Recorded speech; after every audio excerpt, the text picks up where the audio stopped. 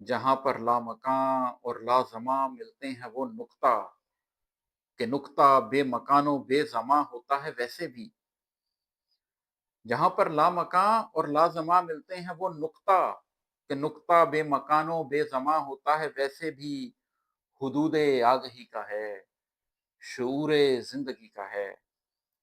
جو اس نقطے پہ آ جائے اسے محسوس ہوتا ہے، اسے معلوم ہوتا ہے، مکاں بس ایک حد ہے، زندگی کا امتحان ترتیب دینے کے لیے تخلیق کردہ ہے۔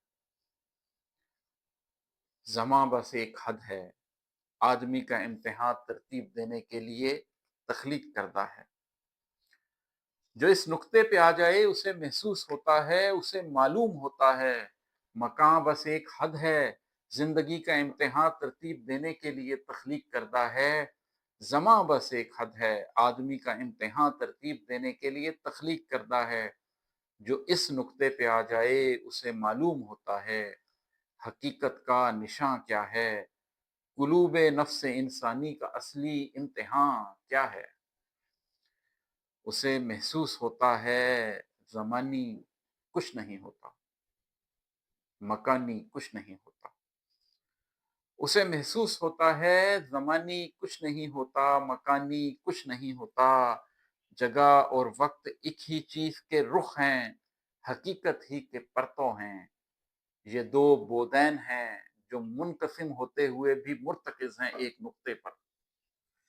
یہ دو بودین ہیں جو منقسم ہوتے ہوئے بھی مرتکز ہیں ایک نقطے پر۔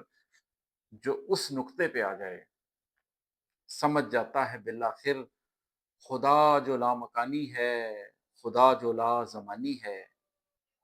جو اس نقطے پہ آ جائے سمجھ جاتا ہے بالآخر خدا جو لامکانی ہے، خدا جو لا زمانی ہے۔ وہ کیسے قلب مومن میں سما سکتا ہے، کیسے آدمی کا ہاتھ رب کا ہاتھ بنتا ہے، کہ کیسے آدمی کی آنکھ رب کی آنکھ بنتی ہے، کہ کیسے لامکاں اور لازماں ملتے ہیں نقطے پر، حدود قلب میں یکجان ہوتے ہیں۔ جو اس نقطے پہ آ جائیں تو کس رفت پہ پھر انسان ہوتے ہیں۔